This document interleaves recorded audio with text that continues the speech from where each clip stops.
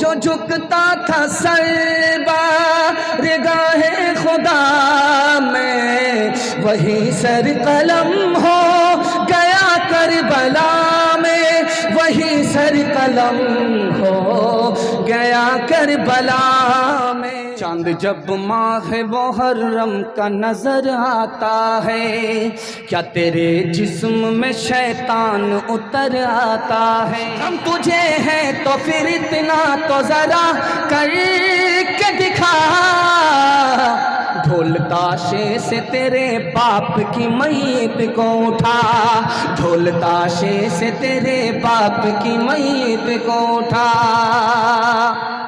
आज देखिए लोगों का क्या ख्याल बना हुआ है कि सफ़र के महीने में निकाह करेंगे, रबीउल अव्वल में निकाह करेंगे, लेकिन मुहर्रम में निकाह नहीं करते, कहते हैं कि ये मातम का महीना। अरे अल्लाह के बंदे, आपको बताने के लिए जा रहा हूं, 4 निकाह मुहर्रम के महीने में हुए हैं। अल्लाह के रसूल ने अपना निकाह हजरत सफिया रजी अल्लाह अन्हा से मुहर्रम में किया। फातिमा रजी अल्लाह अन्हा का निकाह अली से मुहर्रम में हुआ है। और सैयदा उम्मे कुलसूम की रुखसती हजरत उस्मान के यहाँ मुहर्रम के महीने में हुई। करबला के मैदान में इमाम हुसैन ने सैयदना कासिम का निकाह पढ़ाया, वो मुहर्रम का आशूरा का दिन है। जब इतने बड़े बड़े निकाह मुहर्रम में हो रहे हैं तो हम अपने दिल से ये बातिल ख्याल निकालिए, मुहर्रम का महीना निकाह के लिए सबसे बरकत वाला महीना है। हाथ उठाइए, वादा कीजिए अपनी शादी, अपने बेटे की शादी मुहर्रम के महीने में करेंगे इंशाअल्लाह। अच्छा गौर कीजिए, जिनकी शादी हो गई उन लोगों ने भी हाथ उठाया। अगर वो दूसरी और तीसरी के चक्कर में हैं और उनकी बीवी ने चैनल के जरिए से हाथ देख लिया, तो जलसा जब खत्म होगा, ये घर पहुंचेंगे तो रातों रात नीले ड्राम में पैक कर देंगे और सीधे क़यामत में आप देखेंगे इमाम बाड़ा होता है। वो इमाम बाड़ा नहीं, वो ईमान बिगाड़ा है।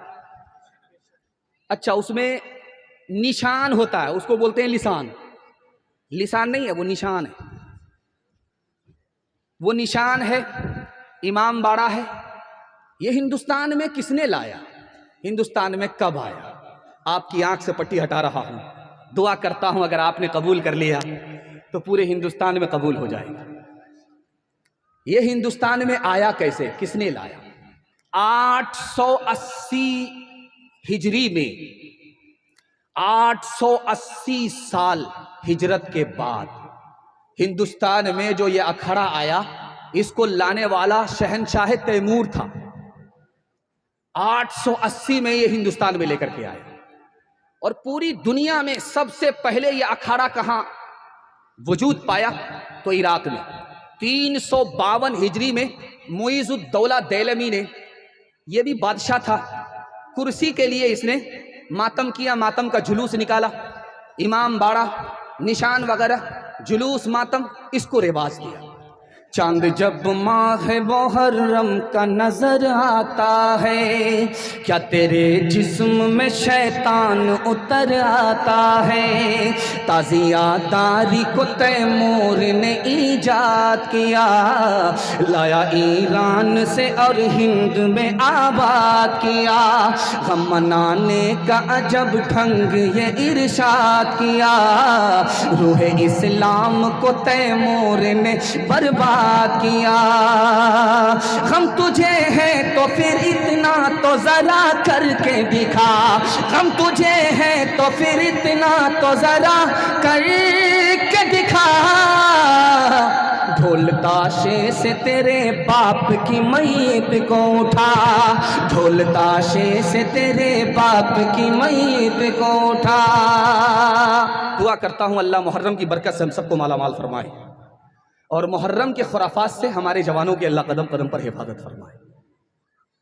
आदमी आज ख्वाब देखे और उसको पूरा होने में कितना टाइम लगता है? लिखा है कि 50 साल भी लग जाता है। एक ख्वाब आज आपने देखा, उसको पूरा होने में 50 साल भी लग जाता है। नवासे रसूल हजरत हुसैन बचपन में हैं, नाना ने मदीने में ख्वाब देखा 50 साल पहले, मेरे नवासे को सियाह सफेद रंग का कुत्ता खून में लथपथ कर रहा है। ये ख्वाब अल्लाह के नबी ने देखा 50 साल पहले मदीने में। वो ख्वाब पूरा हुआ। करबला के मैदान में शमर नाम के आदमी ने हजरत हुसैन के सीने पर चढ़ करके गर्दन को काट दिया, सर से तन को जुदा किया। ये आदमी काले रंग का था और मुंह पर सफेद दांत था। ख्वाब के मुताबिक ये सियाह सफेद रंग का कुत्ता साबित हुआ। जब आप मस्जिद में नमाज पढ़ेंगे तो देखेंगे कि जब गर्मी का जमाना नहीं, जाड़े का जमाना होगा, तो आप नियत मान करके खड़े हो जाइए, मच्छर अपना काम करेगा और उसका पेट इंडिया गेट हो जाएगा, फिर भी नहीं भागेगा।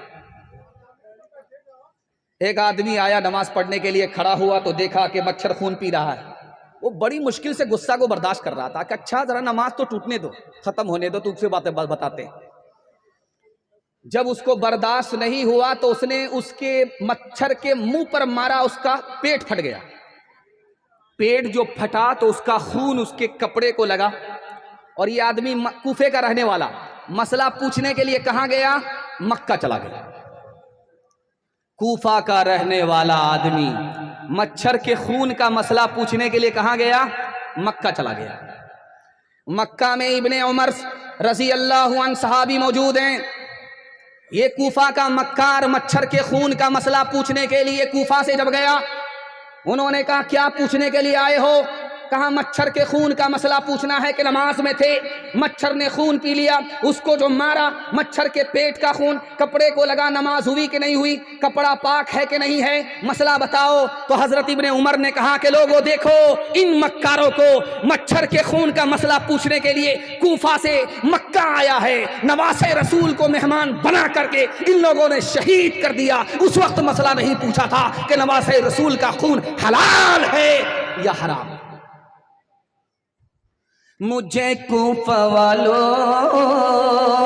मुसाफिर न समझो, मैं आया नहीं हूँ, बुलाया गया हूँ। एक मेहमान बना के सताया गया हूँ, मैं रोया नहीं हूँ, रुलाया गया हूँ। खुदा जाने कैसी यह मेजबानी, 72 प्यासों का है बंद पानी, 72 प्यासों का है बंद पानी। मुक़द्दर में है जाम में कौसर का पीना, मैं प्यासा नहीं हूँ, पिलाया गया हूँ। जो झुकता था सर बारगाहे खुदा में, वही सर कलम हो गया करबला में, वही सर कलम हो गया करबला में। शहादत की मंजिल को पाया है हमने, मैं मुर्दा नहीं हूँ, जिलाया गया हूँ। बस आखिरी पैगाम मैंने गौर से देखा, बूढ़े कम हैं, जवान कम। इको थोड़ा कम कर दीजिए। माइक वाले का माइक इतना अच्छा है कि आधा जलसा इनके माइक की वजह से कामयाब हो रहा है। अगर गड़बड़ इसका माइक होता तो मैं इसको एक दुआ देता, अल्लाह इसकी दूसरी शादी का इंतज़ाम कर दे, जो कसर बाकी है वो पूरी हो जाए।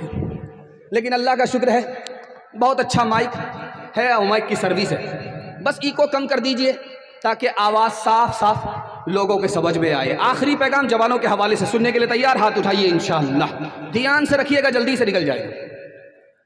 पैगाम ख़त्म हो गया, जवानों के हवाले से पैगाम। आप हमको आंख फाड़ फाड़ करके ऐसे देख रहे हैं, मुझे डर लगता कहीं आपकी नज़र न लग जाए, लेकिन मैं भी चालाक आदमी हूँ, दम करके बैठा हूँ। लगाइए कितनी नज़र लगाता। मैंने जब गौर से देखा मजमे को तो मैं देख रहा हूँ बूढ़े कम है, बच्चे कम है, जवान ज़्यादा। मैं अपने जवानों के वास्ते दिल से दुआ करता हूँ, अल्लाह हमारे जवानों को दीन दुनी रात चगुनी तरक्की से माला माल फरमाए। मैं कुर्सी पर नहीं बैठा हूँ, मसनद रसूल पर बैठा हूँ, और इस वक्त जो मैं बात कर रहा हूँ आपकी भलाई के लिए कर रहा हूँ।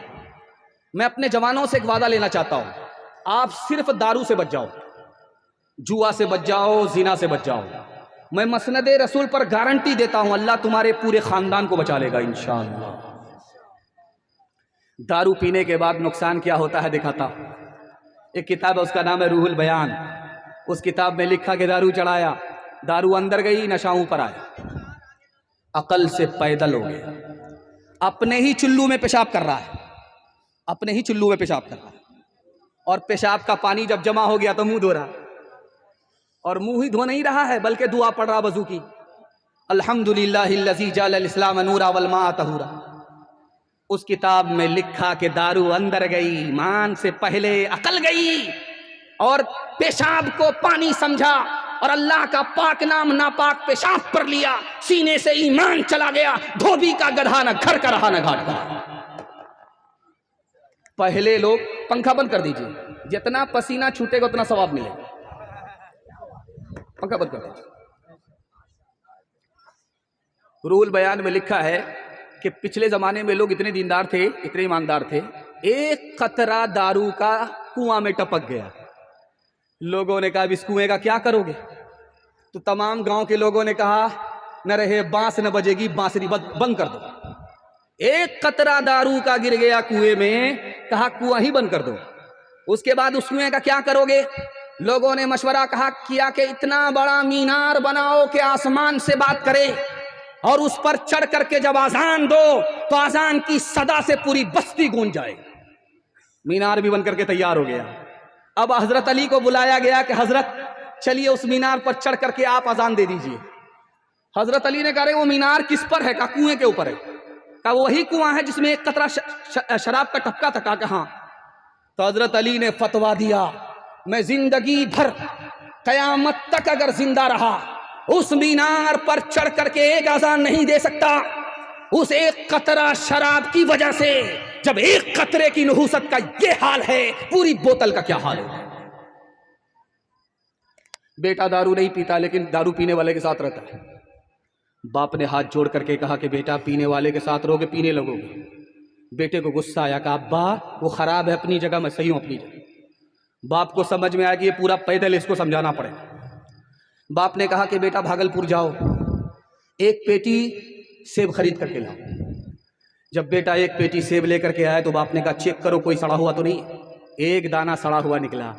बेटा जब फेंकने लगा तो बाप ने कहा कि फेंकने की जरूरत नहीं है, वो खराब है अपनी जगह, ये सही है अपनी जगह, पेटी बंद करो, 3 दिन के बाद देखो। अब जब 3 दिन के बाद पेटी को खोला गया, पूरी पेटी सड़ गई। अब बाप ने मौके का चौका मारा, तुम तो कहते थे वो खराब है अपनी जगह, ये सही है अपनी जगह। बेटा एक दाना खराब सेब ने पूरी पेटी को सड़ा दिया। एक खराब आदमी पूरे खानदान को खराब कर देता। गिलासों में जो डूबे फिर न उभरे, जिंदगानी में हजारों बह गए इन बोतलों के बंद पानी में। न करे बर्बाद अपनी जिंदगी बोतल के दीवाने, वो काटेगा बुढ़ापे में जो बोता है जवानी में। ये दारू का प्याला मौत का कड़वा प्याला है, मिला है जहर शरबत में, छुपी है आग पानी में। देखते ही देखते मोहब्बत में डूब करके आपने इतना अच्छा सुना, उतना अच्छा मैं सुना नहीं सका। देखते ही देखते मेरे हिस्से का जलसा निकल गया। सिर्फ 5 से 7 मिनट का मेरे हिस्से का जलसा बचा हुआ है। सुनने के लिए तैयार है? एक बार हाथ उठाइए इंशाअल्लाह। दामाद बेटी का झगड़ा, दामाद सीधा जेल, हाथ उठा दीजिए इंशाअल्लाह। जलसा खत्म होने दीजिए, मुलाकात करेंगे। आपके घर का झगड़ा अगर घर में खत्म हो गया तो कल से तरक्की का सूरज आपके घर में तुलू होगा। अगर घर का झगड़ा घर में खत्म नहीं हुआ, अदालत में गया, मैं आपको लिख करके दे रहा हूं, कयामत आ जाएगी, आपको तरक्की नहीं होगी। घर के झगड़े को घर में खत्म कीजिए। इतना बड़ा मजमा, दस्तारबंदी का जलसा, आसमान पर खुदा चुका कबूलियत की घड़ी में दुआ करता, अल्लाह तमाम मुसलमानों को इत्तेहाद और इत्तेफाक की दौलत से माला माल था। बकरीद के मौके से मवेशी हाट लगी थी। एक आदमी इस बस्ती का, जिस बस्ती में जलसा हो रहा है, गया मवेशी हाट, भैंस लेकर के आया। भैंस को खुट्टे से बांध करके सीधा 80 की स्पीड में गया पीर साहब के पास। कहा पीर साहब नई भैंस लेकर के आए, चाहिए दम कर दीजिए। और पीर साहब फातिहा के नाम पर 180 की स्पीड पर आए। जैसे ही मुरीद ने कहा कि दम कर दीजिए तो पीर साहब बोले अरे ये तो भैंस नहीं रही, तो गधा है। तो मुरीद ने कहा कि हुजूर इसकी शक्ल सूरत पर मत जाइए, ये अंदर से भैंसी है। तो पीर साहब खफा होकर के बोले अरे बेवकूफ, अगर ये अंदर से भैंस होती तो बाहर से भी भैंस होती। जब ये अंदर से गधा है तो बाहर से 100% गधा ही होगा। एक राज की बात आप सुनिए, आप अपने घर में बिल्ली को पालिए, कोई गुनाह नहीं। तोते को पालिए, कोई गुनाह नहीं। लेकिन कुत्ते को पालते हैं तो गुनाह भी होगा। नमाज पढ़ेंगे सवाब कम और खत्म हो जाएगा, रोजा रखेंगे सवाब कम और खत्म हो जाएगा, सदका खैरात करेंगे सवाब कम और खत्म हो जाएगा। यही राज बताने के लिए जा रहा हूं और दुआ करता हूं अल्लाह हम सबको इत्तिहाद और इत्तिफाक की दौलत से मालामाल फरमाए। बिल्ली को पालो, बिल्ली खाए, बर्तन में मुंह दे, बिस्तर पर सो जाए, कोई मसला नहीं। भाग जाए, 9-11 हो जाए, आ जाए, कोई मसला नहीं। तोते को पालो बेटे की तरह, कोई मसला नहीं। कुत्ते को पाला, मसला खराब हो गया, गुनाह भी होगा सवाब भी कम होगा। जबकि बिल्ली का कोई फायदा नहीं, तोते का कोई फायदा नहीं। कुत्ते का कितना बड़ा फायदा कि एक टुकड़ा खाता है, रात भर जागता है, घर की हिफाजत करता है। कुत्ते में मसला क्यों खड़ा हो रहा है? तो लिखिए, गौर से सुनिए। कुत्ते को पालना चाह रहे हैं, दरवाजे पर बांधना पड़ेगा। अगर घर के अंदर ले आए तो हराम है, गुनाह है। जानते हैं क्यों? कुत्ते का हुनर तो आप जानते हैं, कुत्ते का ऐब नहीं जानते। कुत्ता रात भर जागता है, घर की हिफाजत करता है, ये कुत्ते का हुनर है। कुत्ते का ऐब ये है वो अपनों पर सितम करता है, गैरों पर करम करता है। जब आप कुत्ता पालेंगे तो कुत्ते की खसलत आपके अंदर आएगी। आप अपनों पर सितम करेंगे, गैरों पर करम करेंगे। बहन पर सितम करेंगे, साली पर मेहरबान होंगे। भाई पर सितम करेंगे, साला पर मेहरबान। माँ बाप पर सितम करेंगे, सास ससुर पर मेहरबान। ये मुसलमान की खसलत नहीं है, कुत्ते की खसलत है। इसलिए ना रहे बांस, न बजेगी बांसुरी। सब कुछ पाल सकते हो, कुत्ते को नहीं पाल सकते। ये बकरीद का दिन चला गया, इससे पहले ईद का दिन आया था, चला गया। उस दिन ईदगाह में क्या हुआ, इसको गौर से सुनाइए। सुना रहा हूं, इस पर पैगाम को खत्म कर रहा हूं। ईदगाह में लोग जमा हो गए, बकरीद में जमा हो गए, ईद में जमा हो गए। नमाज जब खत्म हुई तो धड़ाधड़ सीने से सीना मिल रहे हैं, गले से गले लग रहे हैं। ऐसे लग रहा है जैसे पत्थर पत्थर से टकरा रहा। 3 बार के बाद ही सांस ले रहे, और जब गले से गले मिलते हैं तो 3 बार के बाद सांस लेते हैं। अब कमजोर आदमी समझता है तो हमको फांसी पर चढ़ा देगा। मुझे इस पर बहस नहीं करना है कि यह मिलना बिदअत है कि सुन्नत है। मुझे ये बताना है कि सीने से जो सीना मिलते हैं ईदगाह में, इसका फायदा है कि नुकसान है, मैं बताने के लिए जा रहा हूं। जब तक सीने में कीना है, हसद है, दुश्मनी है, 1 लाख मर्तबा भी सीने से सीना लगाओ, एक आने का फायदा नहीं होगा। एक पुराने जमाने में कुआं होता था, खुला रहता था, उसमें जानवर गिर जाता था, मर जाता था। कुत्ता गिरा, मर गया। लोग आए मसला पूछने के लिए, तो मसला बताया गया कि कुएं का सारा पानी निकाल दो, उसके बाद पानी चेक कराओ, मैं चेक करके बता दूंगा कि कुआं पाक हुआ कि नहीं। गिलास में लोग पानी लेकर के आए, मौलाना ने देखा कि उसमें बाल नजर आ रहा है। मौलाना कहा ये बाल किसका? कहा कुत्ते का बाल है। कहा कुत्ता नहीं निकाले। कहा आपने कहाँ कहा था कुत्ता निकाले? आपने कहा था पानी निकालने के लिए पानी निकाल दिया। आप कुत्ता निकालने के लिए बोलते तब ना हम कुत्ता निकालते हैं। तो हजरत ने कहा रे पागल, कुत्ता नहीं निकालोगे, 1 लाख मरतबा भी पानी निकालोगे, पानी पाक नहीं होगा। सीने से कीना नहीं निकला, दुश्मनी नहीं निकली, हसद नहीं निकला। 1 लाख मरतबा सीने से सीना लगाओ, गले से गले लगाओ, कोई फायदा होने वाला नहीं।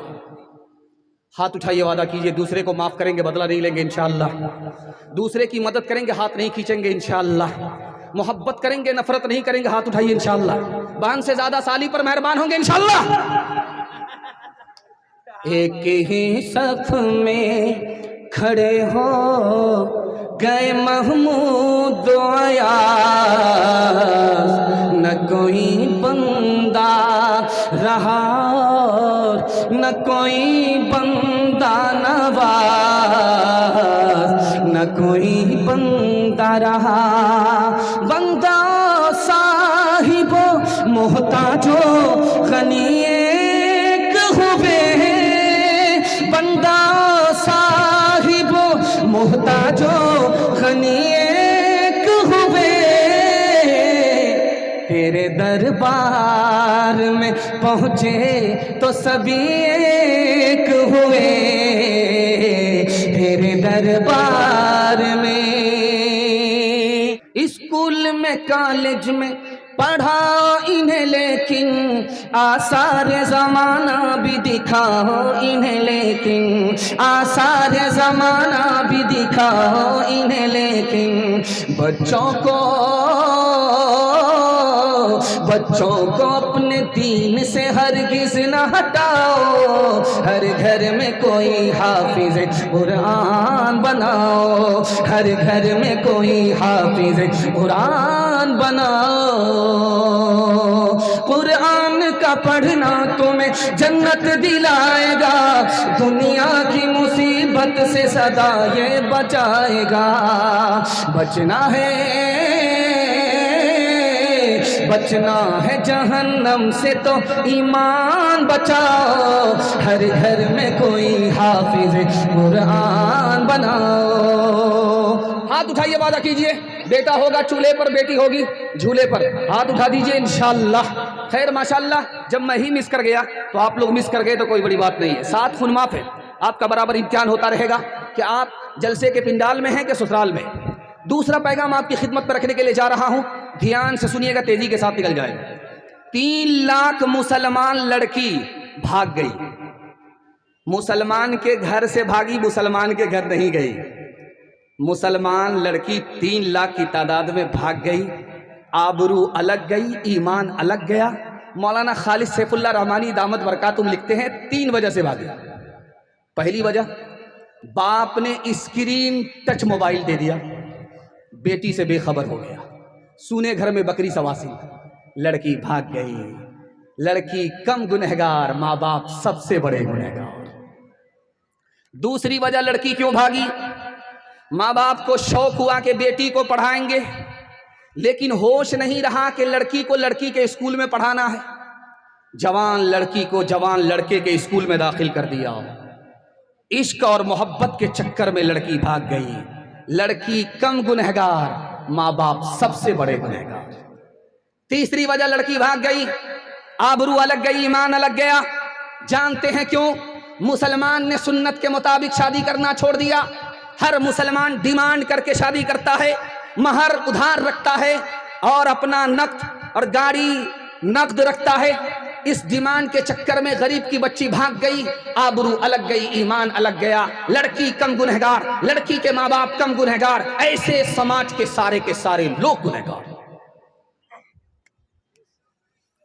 जिस औरत का बच्चा गोरा होता है, जब उसको नहाती है तो एक ही बार साबुन लगाती है, वो पूरा झकास हो जाता है। और अगर बदकिस्मती से अगर उसका बच्चा काला है, अल्लाहु अकबर, 72 मरतबा साबुन लगाती है, रगड़ रगड़ करके साबुन लगाती है। वो कालिया चिल्लाता रहता है, मगर फिर भी रगड़ रगड़ करके साबुन लगाती है। वो ये सोचती है कि साबुन से इसको गोरा कर देंगे, लेकिन साबुन कसम खा लेता है कि मैं तो काला हो जाऊंगा, इस कालिया को कभी गोरा होने नहीं दूंगा। आसमान से ही काला है, टपका है।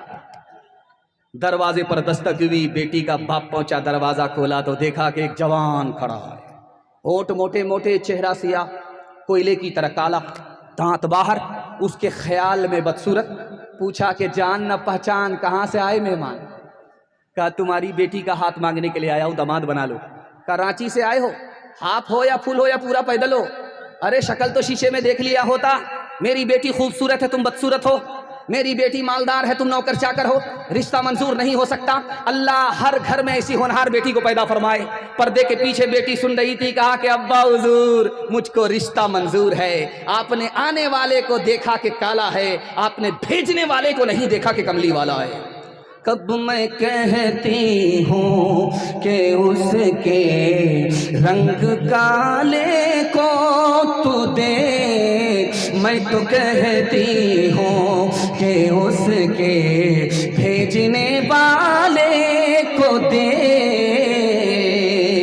मैंने माना है वो काला, हुस्न में भी मांद है, भेजने वाला तो लेकिन चौधरी का चांद है, तेरी बेटी उसके काले रंग पे मसरूर है, तेरी बेटी उसके काले रंग पे मसरूर है, काली कमली बाल की मर्जी मुझे मंजूर है।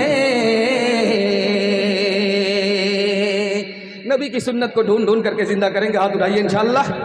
जवानी में शादी करेंगे, बुढ़ापे में हज करेंगे, हाथ उठाइए इंशाअल्लाह। खैर माशाअल्लाह, बुढ़ापे में हज करके दिखाइए, पसीना छूट जाए। इसलिए जरा ध्यान रहे कि आप लोग कहाँ हैं। हम आखिर में बीच बीच में ये भी टटोलते हैं कि आप लोग ध्यान से सुन रहे हैं कि नहीं सुन रहे, सिर्फ मुंह देख रहे हैं या बात की तरफ भी ध्यान है। तीसरा पैगाम आपकी खिदमत में रखने के लिए जा रहा हूं। लोग कहते हैं मुल्क के हालात बड़े खराब हैं। खराब है अपनी जगह पर, हमें करना क्या है, ये पैगाम आपकी खिदमत में रखने के लिए जा रहा हूं। मुसीबत पे सब्र करना है, हालात से मुकाबला करना है, और राहत में अल्लाह का शुक्र अदा करना, नाफरमानी से बचना है। सिर्फ ये दो काम करने हैं।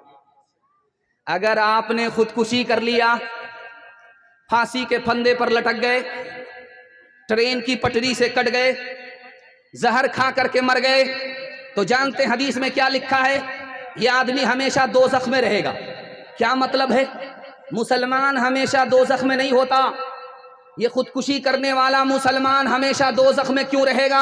अल्लाह आपके इल्म में इजाफा फरमाए, मेरे मुताला को ताज़ा फरमाए। लिखा कि अगर खुदकुशी करने वाला खुदकुशी को हलाल समझता है तो सीधा उसके सीने से ईमान निकल जाएगा, वो जब जहन्नम में जाएगा तो हमेशा के लिए जाएगा। और अगर उसने हालात का सामना किया नहीं, सब्र नहीं किया, सब्र का दामन हाथ से छूट गया, जहर खा लिया, फांसी के फंदे से लटक गया, तो जहन्नम में जाएगा तो जल्दी से नहीं निकलेगा, जब सब लोग निकल जाएंगे तब निकलेगा। इतने लंबे समय के लिए उसको जहन्नम में जलना पड़ेगा। एक बादशाह गुजरा है, उसका नाम है सुल्तान महमूद। उसने अपने गुलाम से कहा, याद से कहा कि मेरे नगीने पर, अंगूठी के नगीने पर ऐसा जुमला लिखो कि जब मैं उसे खुशी में देखूं तो मुझको गम मिले, और जब मैं गम में रहूं उस जुमले को देखूं तो मुझे खुशी मिल जाए। तो उसने क्या जुमला लिखा, आपका दिल खुश हो जाएगा। इसलिए मुसीबत से घबराना नहीं है, मुसीबत में सब्र करना, अल्लाह पर भरोसा करना। अयाज ने जुमला जो लिखा, क्या प्यारा जुमला लिखा, ये वक्त भी गुजर जाएगा। अब अंगूठी पर लिखा है ये वक्त भी गुजर जाएगा। आदमी मुसीबत में देखे तो उसकी मुसीबत दूर हो जाती है, और आदमी अगर राहत में है उसको देखे तो उसको तकब्बुर नहीं होता, नाफरमानी नहीं होती, वो खुदा का शुक्र अदा करने पर मजबूर है।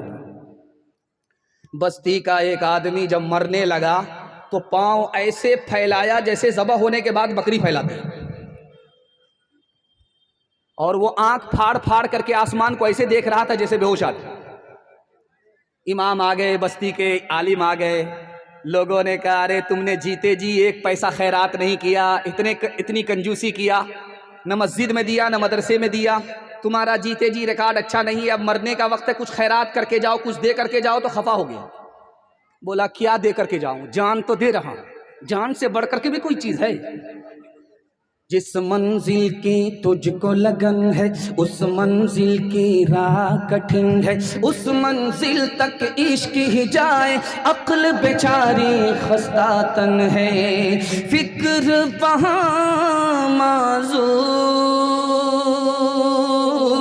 फिक्र वहाँ माजूर, मुसाफिर तेरी मंजिल दूर, मुसाफिर तेरी मंजिल दूर। बास तो बेखुद हो जाते हैं, बास खुदी में खो जाते हैं, रह जाते हैं सर कटवा कर दार पे चढ़ के सो जाते हैं। सरमद और मंसूर, सरमद और मंसूर, मुसाफिर तेरी मंजिल दूर, मुसाफिर तेरी मंजिल दूर। हाथ हाथ उठाइए, वादा कीजिए मुसीबत में सब्र करेंगे इंशाअल्लाह। सब्र नहीं होगा खुदकुशी कर लेंगे, हाथ उठाइए इंशाअल्लाह। खैर माशाअल्लाह जनाजा पढ़ाने के लिए हम आए हैं, आप गलती करके दिखाइए। आखिरी पैगाम ज़हमत तमाम औरतों के हवाले से सुनने के लिए तैयार, एक बार हाथ उठा दीजिए इंशाअल्लाह। दुआ करता हूं कबूलियत की घड़ी में अल्लाह हमारी माँ और बहनों के आबरू और ईमान की कदम कदम पर हिफाजत फरमाए। आपकी मस्जिद में ताबूत है, चेक कीजिए, वो पहले लकड़ी का होता था, इतना भारी होता था कि पसीना छूट जाता था, लोगों को हटा दिया। अब जो चेक करेंगे तो आपकी मस्जिद में जो ताबूत होगा वो स्टील वाला होगा, वो हल्का है, थोड़ा सा आराम हुआ।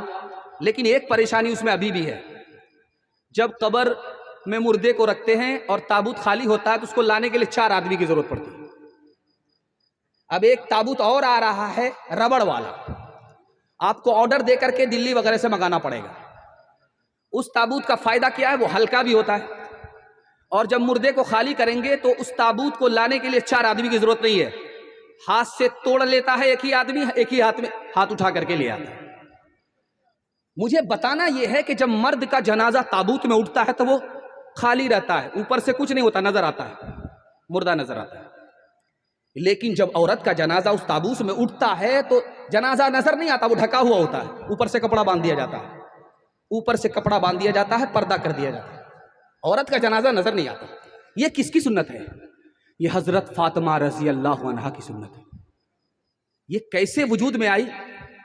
उन्होंने देखा कि मर्द का जनाजा उठता है वो भी नजर आता है, औरत का जनाजा उठता है वो भी नजर आता है।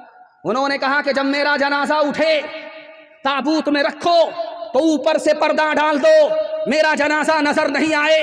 मैं जब तक जिंदा रही आज तक गैर मर्द मुझे देख करके ये अंदाजा नहीं उठा सका कि मैं लंबी हूं या नाटी हूं, दुबली हूं या पतली हूं। मैं चाहती हूं कि जब मर जाऊं मेरा जनाजा गैर लोग पढ़ने के लिए आए तो मरने के बाद भी वो अंदाजा ना लगा सके कि मैं दुबली थी या पतली थी, नाटी थी या मोटी थी। शौहर बीवी से कह रहा पर्दे से निकल जाओ, बीवी ने 2 साल पर्दा नहीं किया, एक बेटा पैदा हुआ। शौहर ने कहा बीवी से पर्दे में निकल जाओ तो औरत 50-50 हो गई, कन्या के भी मामू दुल्हा की भी मामू। आधा साल पर्दा किया, आधा साल पर्दा नहीं किया, दूसरा बेटा पैदा हुआ। शौहर ने कहा पर्दे से बाहर हो जाओ तो औरत पर्दे ही से नहीं आपे से बाहर हो गई, तीसरा बेटा पैदा हुआ। अब उस औरत ने शौहर से कहा पर्दे में और बेपर्दगी में क्या फर्क है, आओ मैं तुमको बताती हूं, तुम एक कमरे में जाओ, मैं एक कमरे में जाती हूं। शौहर एक कमरे में गया, औरत एक कमरे में आई। उसका जब पहला बेटा आया तो औरत ने रोना शुरू किया। तो बेटे ने कहा अम्मा क्या हुआ? कहा क्या हुआ, तुम्हारे बाप ने बाल पकड़ करके खींच खींच करके मारा है। तो उस लड़के ने कहा अम्मा क्यों अपने शौहर की आबरू का तमाशा कर रही हो, पहली बार मारा माफ कर दो, अल्लाह तो 3-3 बार माफ करता है, और अपने शौहर की आबरू पर पर्दा डालो। उल्टे मां को नसीहत किया, बाप से कुछ नहीं कहा, चला गया। जब दूसरा बेटा आया तो मां रोने लगी। बेटे ने कहा अम्मा क्या हुआ? क्या हुआ, तुम्हारे बाप ने गाली भी दी, तुम्हारे बाप ने मारा भी, बाल खींच खींच करके। उस लड़के को झला लाया, बाप के सामने जाकर के 100 गाली एक सांस में देकर के चला गया। तीसरा बेटा जब आया तो औरत ने रोना शुरू किया। तो बेटे ने कहा अम्मा क्या हुआ? क्या हुआ? सब कुछ हो गया, तुम्हारे बाप ने मारा भी, तुम्हारे बाप ने गाली भी दी। अब उस लड़के ने लाठी लिया, 100 लाठी बाप को मारा, 100 गाली बाप को दिया और चला गया। अब वो औरत आकर के कहती है पर्दे में बेपर्दगी में फर्क देखो, पहला बेटा जो पैदा हुआ था वो पर्दे की हालत में पैदा हुआ था, उसने तुम्हारी आबरू का लिहाज किया, तुमको कुछ नहीं कहा, मां को उल्टे नसीहत करके चला गया। और दूसरा बेटा आधा बेपर्दगी में पैदा हुआ और आधे पर्दे में पैदा हुआ, तुम्हारी आधी लाज रखी, तुमको मारा नहीं मगर गाली जरूर दिया और चला गया। तीसरा बेटा मुकम्मल बेपर्दगी में पैदा हुआ, देखो तुम्हारी हर कसर उसने पूरी कर दी, तुमको मारा भी, तुमको गाली भी दिया। एक किताब मदरसे में पढ़ाई जाती है, उसका नाम है हिकायत लतीफ। उसमें लिखा कि अभी शादी के 4 ही महीने हुए तो औरत को बच्चा हो गया। वो घबरा करके शौहर से कहा इसका क्या नाम रखे, तो इतनी जल्दी पैदा हो गया। तो शौहर बोला इसका क्या नाम रखोगे? इसका नाम रखो तेज रफ्तार। 9 महीने का सफर 4 महीने में काट रहा है, वंदे भारत शताब्दी राजधानी के अलावा इसको क्या कहोगे? वो हया की खूबसूरत एक परी है फातिमा, इसलिए तो शब को दफना ही गई है फातिमा। मोमिनों से हक ताला हश्र में फरमाएगा, अपनी नजरों को झुका लो, अपनी नजरों को झुका लो, आ रही है फातिमा। बस पैगाम खत्म। आखिरी पैगाम मियाँ बीवी के हवाले से, यहाँ से लेकर के वहाँ तक सुनने के लिए तैयार? हाथ उठाइए इंशाअल्लाह। हर काम बीवी से पूछ करके करेंगे, हाथ उठा दीजिए इंशाअल्लाह। पूछ करके कीजिए, पता चल जाएगा। बहुत मुश्किल काम। दोपहर में जो खाना हम लोग खा करके सोते हैं, इसका नाम कैलूला है। ये नबी की सुन्नत है। अजीम मुकर्रिर, अजीम मेहमान सोहराब भाई, हाफिज कारी सोहराब साहब दामत बरकातुम तशरीफ लाने वाले हैं, और मैं आपकी पेशानी को बहुत देर से पढ़ रहा हूँ। आप जिसके मुंतज़िर हैं उसके लिए माहौल बन गया है। वो बहुत जल्द आपकी खिदमत में तशरीफ़ लाने वाले हैं। मैं दुआ करता हूँ अल्लाह उनकी उम्र में खूब खूब बरकत दे और आपकी मेज़बानी का हक़ अदा करने की आपको तौफीक नसीब फरमाए। ध्यान से रखिएगा, जल्दी से निकल जाए।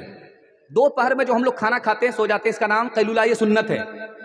अगर दोपहर में खाना खा करके थोड़ी देर के लिए भी आप सो गए तो सोने पर आपकी नींद भी पूरी होगी, सवाब में मिलेगा। अल्लाह के रसूल खाना खा करके दोपहर में अभी सोए थे कि दरवाजे पर दस्तक हुई। आपने पूछा कौन? कहा मैं फातिमा। कहा बेटी तुम्हारे आने का वक्त नहीं था, अभी कैसे आई? कहा अली से खफा होकर के आई। अल्लाह के रसूल ने कहा फातिमा अंदर दाखिल होने की कोशिश मत करना, मैं तुम्हारा बाप हूं, अली तुम्हारे शौहर हैं। अली की इजाजत के बगैर अगर मेरे घर में कदम रखोगी दरवाजा बंद तो मिलेगा, खुल नहीं सकता। बेटी उल्टे पांव जाओ, अली से अपने शौहर से माफी मांगो। अगर उसने माफ नहीं किया, तुमने माफी नहीं मांगी, तुम्हारा इंतकाल हो गया, बेटी मैं जिंदा रहा, मैं तुम्हारी नमाजे जनाजा पढ़ूंगा भी नहीं, पढ़ाऊंगा भी। इमाम राजी बस्ती में आए तकरीर करने के लिए, लोगों से कहा लोगों एक बात जान लो, 10 रुपया अगर मस्जिद में दोगे 70 शैतान तुम्हारा हाथ पकड़ेगा, तुमको रोकेगा।